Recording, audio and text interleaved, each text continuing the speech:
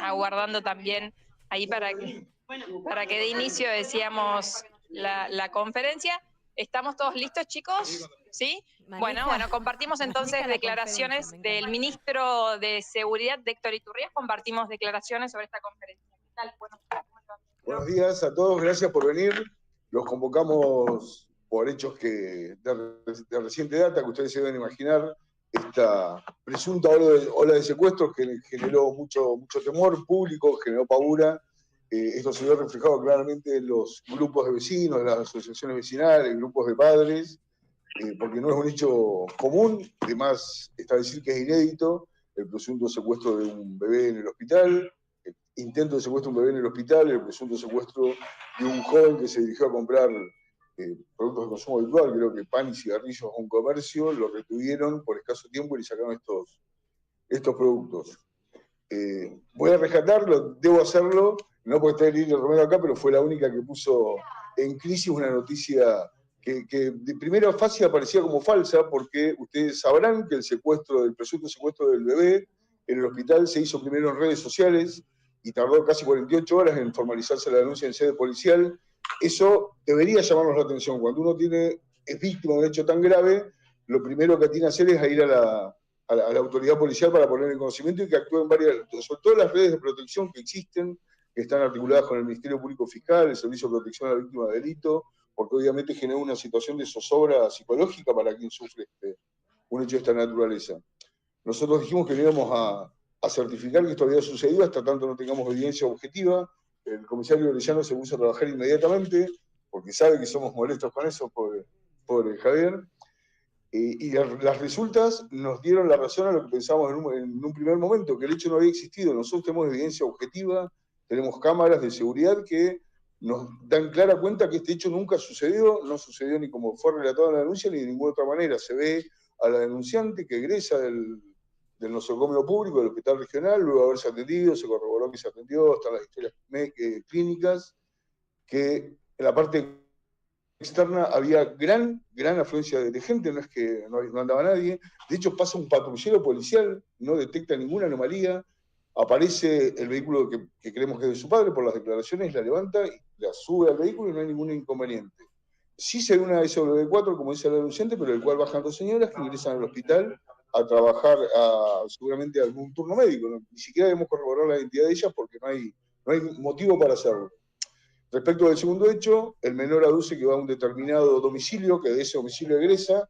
Lo primero que se hizo fue consultar a la persona que vive en esa morada, si el menor X había estado en ese domicilio el día y hora que aduce, informa conocerlo, pero que no estuvo, que hace días que no lo veía. Según la misma denuncia, se inicia un trayecto que va desde ese domicilio particular hasta la anónima, donde compra pan y cigarrillos. La anónima no vende cigarrillos, mucho ya conocido por todos. De las cámaras del interior y del exterior de este supermercado no se evidencia la presencia del joven. Aduce posteriormente que va a un lugar determinado y que en ese lugar es donde es levantado en esta camioneta, que posteriormente lo deja en el barrio de Costa. Las cámaras informan lo mismo, informan un hecho negativo, no estuvo en el lugar, no es que no lo levanten, sino que el menor no estuvo en el lugar. Y lo mismo sucede con el lugar donde teóricamente lo depositaron. Es decir, que son hechos inexistentes, el Ministerio Público sabrá qué hacer con esa información. ¿Se pueden hacer acciones en este caso? Sí, claro. ¿Y cómo llega el joven a la vecinal, no? Porque habían declaraciones de la asociación vecinal diciendo sí, lo vimos, cuando lo dejaron, lo socorremos y lo... En la causa no hay ninguna declaración que diga lo vimos cuando lo dejaron. Una cosa es lo que se dice en los medios y en las redes, y otra cosa es lo que dice la causa policial, que después trasunta a causa judicial y es lo único válido. Nadie de la comisión vecinal dijo que lo habían visto cuando lo dejaban. Sí que llega allí, eso está en la causa, pero no hay nadie que ve cuando lo dejan. ¿Pueden tener consecuencias legales? Sí, claro, hay un delito que está previsto. Después habrá ver que si es doloso o no doloso, si hay otras circunstancias que menguen la persecución penal, pero hay un delito que se llama falsa denuncia, que consiste precisamente en esto, en denunciar que uno fue víctima de un delito sin denunciar a nadie como autor. Una persona determinada fue el autor o autores. Esto es el delito de falsa denuncia. A veces se confunde, que está bien, porque no todo el mundo tiene formación jurídica, que el delito de falsa denuncia es, suponte, cuando yo te denuncio a vos que cometiste determinado delito. Eso da lugar a calumnias e injurias, a una querella, a un delito de instancia privada, pero nunca al delito de acción pública. El delito de acción pública de falsa denuncia es cuando uno denuncia a un autor indeterminado. Sobre todo por todo el trabajo que también tuvo que hacer la Brigada de Investigaciones en esta falsa denuncia. El trabajo se hace siempre, lo cierto es que nos distrae de otros hechos que en realidad se están investigando, que sí sucedieron, pero a mí lo que más me preocupó es que generó mucho temor en la población. En los grupos de padres, que tenemos los corredores sugeridos y todas esas herramientas para darle más seguridad a los estudiantes, se generó mucho miedo, incluso se nos cuestionó porque no había rondines en el hospital regional, y lo que se ve claramente, lo hablé con un periodista acá, de un medio de acá, lo que se ve claramente es que pasa el móvil policial, no es que haya ausencia policial, el hospital tiene su propio dispositivo de seguridad privada y felizmente hay cámaras, que eso es una evidencia objetiva de que aduna lo que estamos diciendo. Hay una autocrítica porque en un momento se hablaba de que hay cámaras, pero justo frente del hospital no hay cámaras públicas, no digo, por ahí se piensan en incorporar en ese punto que me imagino que es estratégico. Sí, claro, sí, la autocrítica es válida porque la hicimos al inicio de gestión, porque había 6 cámaras en Comodoro y en lugares que eran absolutamente inocuos, sino inicuos. Lo cierto es que es uno de los puntos donde está previsto poner cámaras públicas. En todas las dependencias públicas, escuelas, centros de atención sanitario, va a haber cámaras públicas. Y obviamente vamos a también, contamos con que se va a dar las imágenes que toman las cámaras municipales. ¿Cómo está ese tema del centro de monitoreo, el tema de las cámaras? ¿Con cuántas se cuentan hoy para la ciudad en general y con cuántas se prevé llegar a fin de año? El último reglamento que hizo el comisario Quijano, quien es el encargado técnico, dijo algo de alrededor de 160, arrojó ese resultado, se instalaron nuevas y se remediaron algunas que estaban sin funcionar, y la idea es llegar a un número 600 y pico, no tengo el número preciso, pero son cerca de 600 puntos. Ahí hay cámaras simples, dobles, triples, cuádruples y domos. ¿Son privadas la mayoría? ¿O? No, esas las que te digo son públicas. Obviamente ya estamos juntándonos con las vecinales para transmitirle esta nueva legislación que hay de la adhesión de privados al sistema de monitoreo urbano. De hecho, se comunicaron comerciantes conmigo para ya aportar sus cámaras, algunos de la avenida Irigoyen. Y yo les pongo de ejemplo a todos que así funciona, por ejemplo, en Pinamar. Pinamar tiene 2.000 cámaras, de las cuales el 95% son cámaras privadas, el 5% es cámara pública. Y tiene una cobertura espectacular. De hecho, yo voy en un acto simbólico voy a firmar para aportar la cámara de domicilio que ya la había pública. ¿Llama la atención, ministro, que estas falsas denuncias se hayan dado luego de lo que ocurrió en la comisaría cuarta de Comodoro? No, yo no asocio un tema y otro. La comisaría cuarta es un hecho lamentable que solamente demuestra que una vez más la policía se autodepura. La denuncia salió del mismo seno de la comisaría y nosotros obviamente avalamos el accionar de la denunciante. Para mí fue un acto de valentía porque era un personal subalterno de quien denunció. ¿Ustedes también van a ver este narcotest para la policía? ¿Se va a avanzar en esto? ¿Cómo va a ser en la práctica? El que está avanzando mucho en eso es el comisario García, le voy a... Bueno, ¿qué piensa de que han relacionado la Compartimos declaraciones del jefe de la policía de la provincia del Chubut, Andrés García. Mucha relación en redes sociales y demás. Se dicen cada barbaridad. El otro día alguien me dijo al aire que esto de la venta de estupefacientes por parte de la policía era casi un hecho común para poder engrosar su magro salario. Me parece una barbaridad, dicen cualquier cosa. Podría decir algo más fuerte, pero no. Nosotros tenemos 6.500 policías en la fuerza y tenemos un hecho acreditado y un segundo en investigación. 2 hechos de 6.500 personas. Es como decir que se ha encontrado gente de petróleo consumiendo, por eso pusieron los controles, que son todos consumidores y narcotraficantes. No es cierto, no se puede generar de esa manera. Yo conozco médicos, abogados, escribanos, arquitectos. El flagelo del consumo de sustancias psicoactivas es común a toda la sociedad. No podemos, porque es policía, decir que todos los policías consumen. Lo cierto que, también lo dije, y es cierto que la policía tiene una función, que es combatir el tráfico ilícito de sustancias psicoactivas. Entonces nosotros debemos poner un celo mayor que otras profesiones. Por eso se está haciendo con intervención del Juego Federal. La causa administrativa lo que hace es separarlos inmediatamente del cargo. Eso también le va a dar mayor información. Bueno, ahora sí compartimos declaraciones. Sí, bueno, a la pregunta de Lina, ¿qué tal? Buen día a todos. A la pregunta de Lina, estamos trabajando no solamente desde ocurrido este hecho, sino desde mucho antes en unas modificaciones de la legislación policial.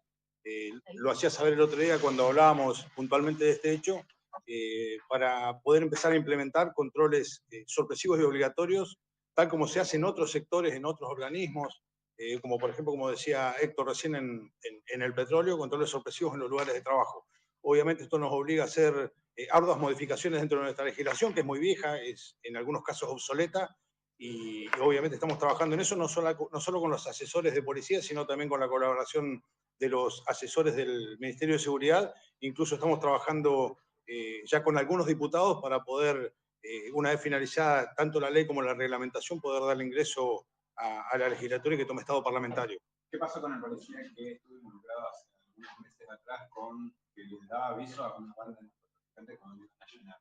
Tiene su actuación, más allá de lo judicial, tiene su actuación administrativa en trámite y que no me cabe absolutamente ninguna duda. Yo lo está llevando adelante asuntos internos. Yo soy, en definitiva, quien resuelve la situación o quien pone a disposición del gobernador la cesantía o la exoneración del empleado una vez finalizadas estas actuaciones que están en trámite, todavía están en trámite, no tengo ninguna duda que va a ir por ese camino. ¿Está trabajando actualmente? No está trabajando, está suspendido de sus funciones, como ocurre en todos los casos, sí. La libertad es una cuestión de la causa judicial. Yo les hablo de la parte administrativa, que es lo que resolvemos institucionalmente. ¿Cómo se actúa en el caso de los uniformados que padecen algún tipo de adicción a sustancias o alcohol? Esas cuestiones van a estar contempladas dentro de la legislación. De hecho, nosotros tenemos controles antinarcóticos que actualmente se hacen cada vez que un empleado está en condiciones de ascenso. Toda la totalidad de los empleados que están en condiciones de ascenso, junto con todos los estudios que se hacen y que están contemplados en nuestra reglamentación, contempla también un estudio profundo por presunto consumo de estupefacientes. Nos lo hacemos todos, desde el jefe de policía hacia abajo, todos cuando están en condiciones de ascenso. Obviamente las condiciones de ascenso depende de cada jerarquía, cada 3, cada 5 años, y obviamente entendemos que esto no es lo suficiente. Por eso vamos a empezar a implementar esta nueva herramienta que estamos trabajando junto con los legisladores y con los asesores para poner en funcionamiento, y la idea es que quien en un principio dé un resultado positivo, sea inmediatamente separado del cargo y obligado a realizar un tratamiento médico. Sí sería causal de cesantía o exoneración el negarse a realizar el test, el negarse a llevar adelante el tratamiento de recuperación o abandonarlo. García, se hicieron algunos allanamientos en la alcaldía policial de Comodoro Rivadavia y se secuestraron teléfonos celulares. ¿Qué hay para decir al respecto? Respecto de esas diligencias, que no las hizo la policía de la provincia, las hizo la policía federal. Ya habló el doctor, el interviniente, no recuerdo el nombre, Mariano Sánchez, respecto de esto, y dejó más que claro que estaba dirigido a 2 o 3 personas en específico que están privadas de su libertad y que no había personal policial involucrado en esta cuestión. Eran internos de la alcaldía que estaban cometiendo ilícitos con unos teléfonos celulares que fueron secuestrados. No había duda dentro. Más aún, eran detenidos federales de la Comisión de Justicia Federal. Eran detenidos federales. Los teléfonos. Eso es un problema endémico que tenemos. Ustedes saben que están autorizados por la Judicatura los ingresos de teléfono a las alcaldías, a todos los centros de detención. Y hoy hablaba con un colega de ustedes que obviamente es más difícil detectar ahora que antes. Cuando no estaba permitido el ingreso de teléfonos celulares, uno tenía que buscar un aparato de dimensiones considerables, un teléfono celular. Ahora, con la autorización de los teléfonos celulares, lo que deben esconder es un chip. Obviamente nos hace mucho más difícil las requisas, y las requisas se han incrementado no menos de un 300%. Esto quedó post-pandemia, ¿no? Post-pandemia, sí. Yo estimo esta situación va decreciendo, estimo que va a volver a la normalidad y que tengan teléfonos solamente de uso analógico. De hecho, es una cuestión que está en boca nacional. Hace muy poquito estuvieron hablando de autoridades nacionales sobre reglamentar la imposibilidad de que los internos tengan teléfonos celulares. Obviamente nosotros vamos a acompañar. La complejidad es tecnológica, porque antes todos saben tenían un teléfono público, y bueno, ya los teléfonos públicos casi no se prueban por parte de las prestatarias, ya no han quedado de moda, no existen más. Es un problema que tenemos que afrontar. Lo que sí estamos tratando de conseguir son teléfonos de la primera generación, analógicos, para que no tengan acceso a redes sociales, que es el medio a través del cual cometen delitos. De los pormenores de la investigación de los hechos está el comisario Orellano sobre un somero pantallazo. Bueno, compartimos declaraciones en este caso de Orellano, jefe de la brigada de...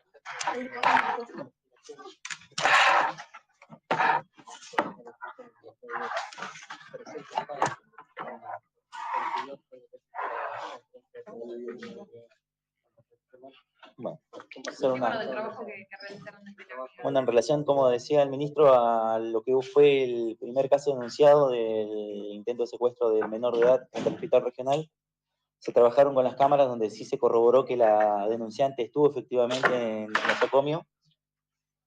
Y luego de esto se hizo un seguimiento de las acciones que ésta realizó, tanto dentro del hospital hasta cuando sale. Se observa así que permanece en la parte externa esperando el arribo del vehículo, que sí estuvo corroborado que era el del padre. Mientras tanto, se observa que está parada tranquilamente con el menor, se observa el paso de otros vehículos y el constante paso de personas a pie, un tránsito totalmente fluido, y en ningún momento puede divisarse en las cámaras lo que ella relata y la ubicación donde supuestamente había estado parada y donde ocurre lo que ella denunció. En ningún punto llega hasta ese lugar. Hay un paso de un vehículo de similares características, pero que circula, en ningún momento detiene su marcha, no habiendo ningún tipo de regularidad en todo este accionar. En cuanto a lo que fue al segundo hecho que fue denunciado por el menor, nosotros en primera instancia también tomamos, al igual que como sucede con el primero, a través de redes sociales, y luego la denuncia que se formalizó, donde todas las tareas que se llevan a cabo, en ningún momento ocurre todo lo que relata en la denuncia, ya sea desde el punto que sale, desde la vivienda que sale y el trayecto que realiza, ya que para tener una mayor confirmación, nosotros una de las primeras tareas que se hicieron fue un recorrido en donde se invitó a la propia víctima y fue quien fue señalando los puntos precisos donde supuestamente lo retienen y dónde es que lo liberan posteriormente. A través de las diferentes cámaras que se analizaron, no se puede observar ni siquiera el paso a pie de esta persona.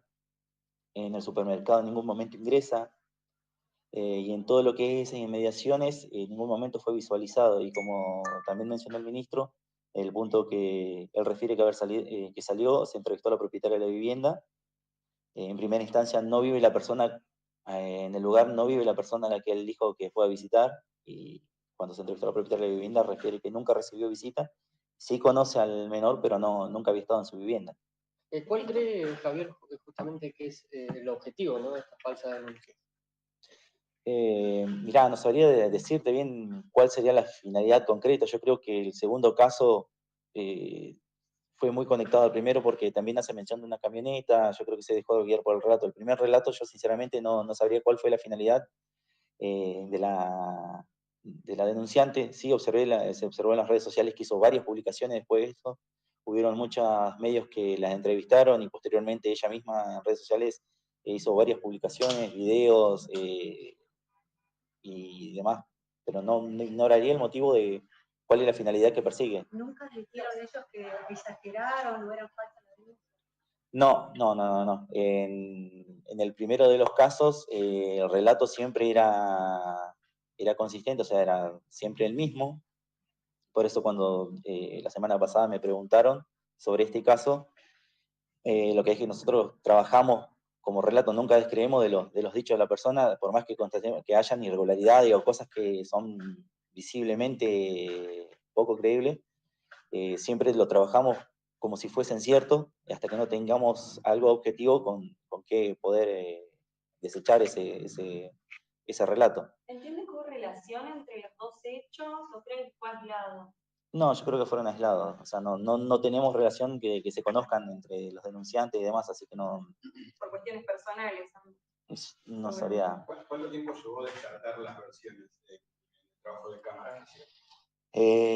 Hubo algunas cámaras que, como dije, eran de particulares, privadas, y que demoramos en obtenerlas, y después de eso hay que hacer un análisis de los mismos, de estos registros, y tienen que ser a conciencia, o sea que nos estuvimos trabajando durante todo el fin de semana como para poder afirmar lo que te estamos diciendo ahora.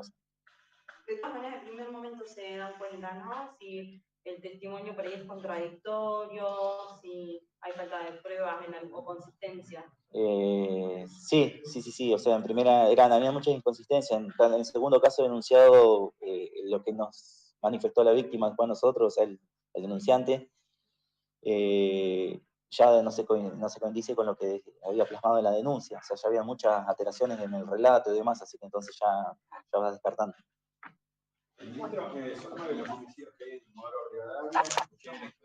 Bueno, hasta ahí compartíamos las declaraciones en este caso de la gente de la policía aquí, de la provincia del Chubut, y también del ministro de Seguridad, sobre todo lo que fue esto que ha generado muchísimo miedo en la ciudad. Increíble que los dos casos, tanto el de la mujer que denunció el intento de secuestro en el hospital regional, que nosotros lo dijimos varias veces cuando esto sucedió, parecía muy extraño que no haya ninguna persona que haya alertado de esta situación. Supuestamente la mujer dijo que hubo griterío, forcejeo y que nadie, no hubo un testigo de este caso, que parecía muy llamativo. Y después del chico de 17 años, que finalmente nunca hubo un secuestro express.